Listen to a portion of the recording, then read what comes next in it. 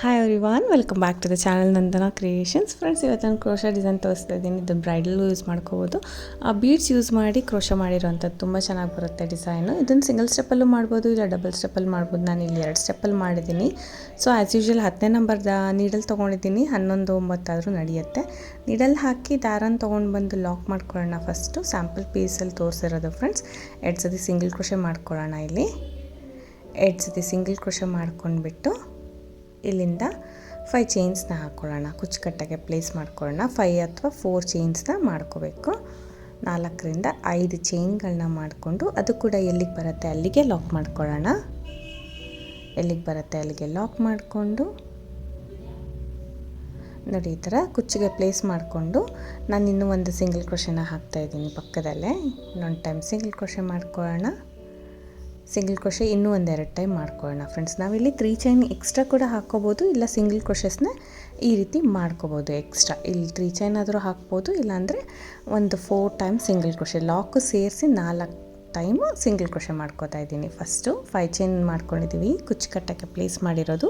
ಅದಾದಮೇಲೆ 4 ಸತಿ single crochet ಮಾಡಿದ್ದೀನಿ. ಅಲ್ಲಿಂದ 3 ಚೈನ್ ಹಾಕೋಣ ಫ್ರೆಂಡ್ಸ್. ಅಲ್ಲಿಂದ 3 ಚೈನ್ ಹಾಕೋಣ. ಈ 4 ಸಿಂಗಲ್ ಕ್ರೋಶೆ ಬದಲು ನೀವು 3 ಚೈನ್ ಯೂಸ್ ಮಾಡ್ಬೋದು. ಸೊ ಇಲ್ಲಾಂದರೆ 4 ಟೈಮ್ ಸಿಂಗಲ್ ಕ್ರೋಶೆ ಮಾಡ್ಕೊಳ್ಳಿ. ನಾನಿಲ್ಲಿ 3 ಚೈನ್ ಮಾಡಿಬಿಟ್ಟು 6 ಚೈನ್ ಮಾಡ್ತೀನಿ. ಸೊ ಇಲ್ಲೊಂದು ಕ್ರೋಶೆಗೆ ಸೆಂಟರ್ ಬೀಡ್ ಬೇಕಂದರೆ ನೀವು ಹಾಕ್ಕೋಬೋದು ಫ್ರೆಂಡ್ಸ್. ನಾನೊಂದು ಕುಂದನ್ನು ಸ್ಟಿಕ್ ಮಾಡಿದ್ದೀನಿ ಅಷ್ಟೇ. ಬೇಕಂದರೆ ಬೀಡ್ ಕೂಡ ಸ್ಟಿಚ್ ಮಾಡ್ಕೋಬೋದು, ಇಲ್ಲಾಂದರೆ ಈ 6 ಚೈನ್ಗೆ ನಾವು ಸೆಂಟರಲ್ಲಿ ಬೀಡ್ ಕೂಡ ಹಾಕ್ಕೋಬೋದು. ಸೊ ನಾನು 6 ಚೈನ್ನ ಸ್ವಲ್ಪ ಯು ಶೇಪಲ್ಲಿ ಲೂಸಾಗಿ ಲಾಕ್ ಮಾಡಿದ್ದೀನಿ. ಲಾಕ್ ಆದಮೇಲೆ ಅಗೇನ್ 6 ಚೈನ್ ಹಾಕ್ಕೋತೀನಿ. ಇದು ಆರ್ಚ್ ಬರಬೇಕಲ್ಲ ಫ್ರೆಂಡ್ಸ್. ನಾನಿಲ್ಲಿ 6 ಚೈನ್ ಮಾಡಿಬಿಟ್ಟು ಅಗೇನ್ 6 ಚೈನೇ ಮಾಡಿಕೊಂಡು, ಸೊ ನಾವು ರೈಟ್ ಸೈಡಲ್ಲಿ ಸಿಂಗಲ್ ಕ್ರೋಶೆ ಇದೆ ಅಲ್ವಾ, ಅಲ್ಲಿಗೆ ನೀಡಲ್ನ ಹಾಕಿ ಆ ಥ್ರೆಡ್ನ ಎಳ್ಕೊಂಡು ಬಂದು ಲಾಕ್ ಮಾಡ್ಕೋತೀನಿ. ಆರಾಮ್ಸಾಗಿ ಲಾಕ್ ಮಾಡ್ಕೊಳ್ಳಿ, ಟೈಟ್ ಮಾಡಬಾರ್ದು.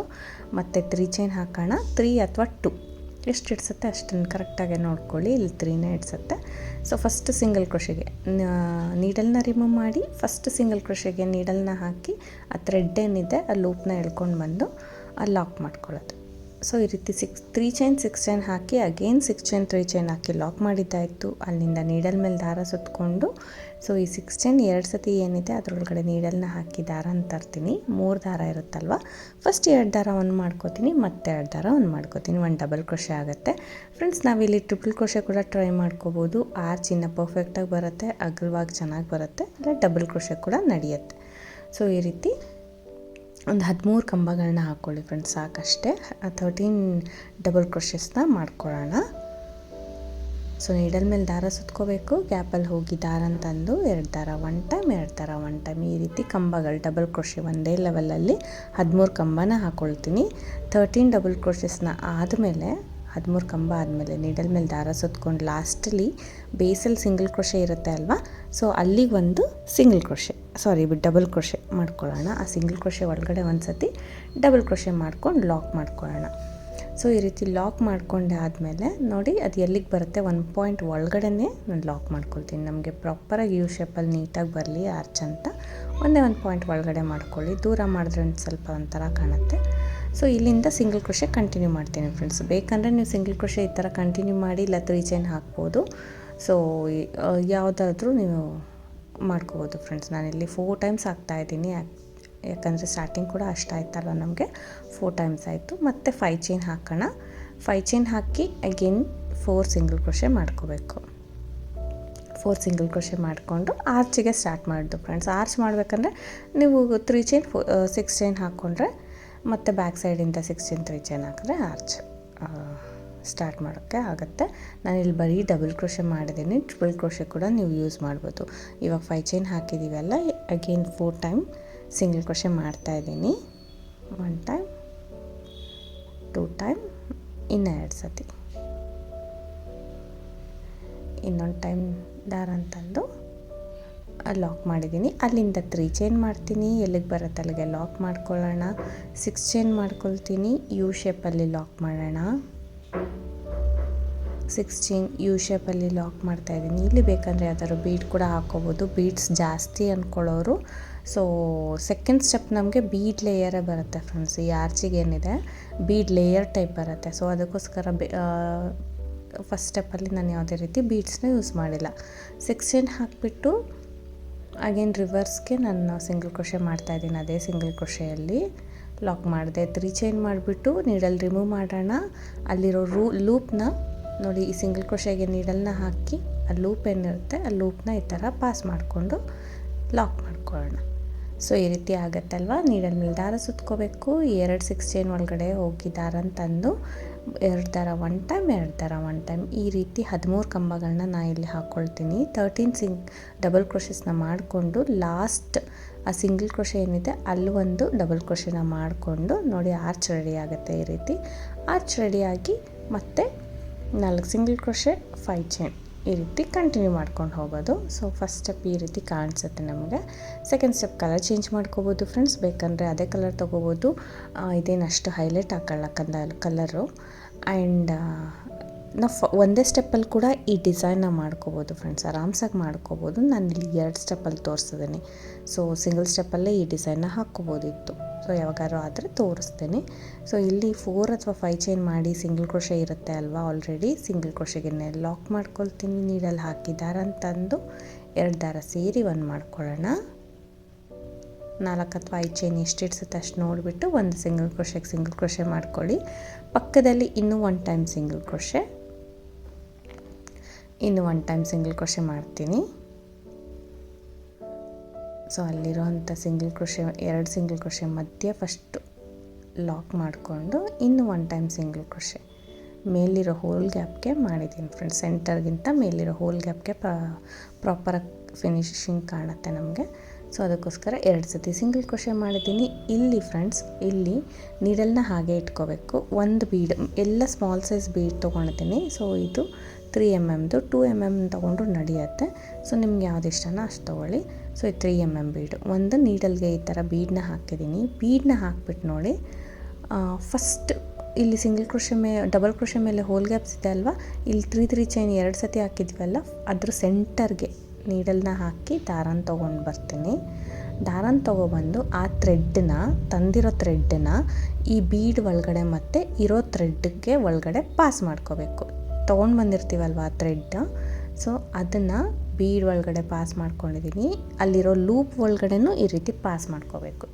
ಎರಡಕ್ಕೂ ಒಂದೇ ಸತಿ ಈ ಥರ ಪಾಸ್ ಮಾಡ್ಕೊತೀನಿ. ಸೊ ಇದು ಈ ರೀತಿ ಪಾಸ್ ಮಾಡಿಕೊಂಡು ಇನ್ನು ಸ್ವಲ್ಪ ಥ್ರೆಡ್ನ ಮೇಲೆ ಮಾಡ್ತೀನಿ. ಥ್ರೆಡ್ನ ಮೇಲೆ ಮಾಡಿಬಿಟ್ಟು ನೀಡಲಿಂದ ಬೀಡನ್ನ ತೊಗೊಂಡು ಫ್ರೆಂಡ್ಸ್ ನೋಡಿ ಈ ರೀತಿ ಇನ್ಸರ್ಟ್ ಮಾಡ್ತೀನಿ. ಆ ಥ್ರೆಡ್ಡಿಗೆ ಈ ರೀತಿ ಇನ್ಸರ್ಟ್ ಮಾಡಿ ನೀಡಲ್ನ ಹಾಗೆ ಇಟ್ಕೋತೀನಿ.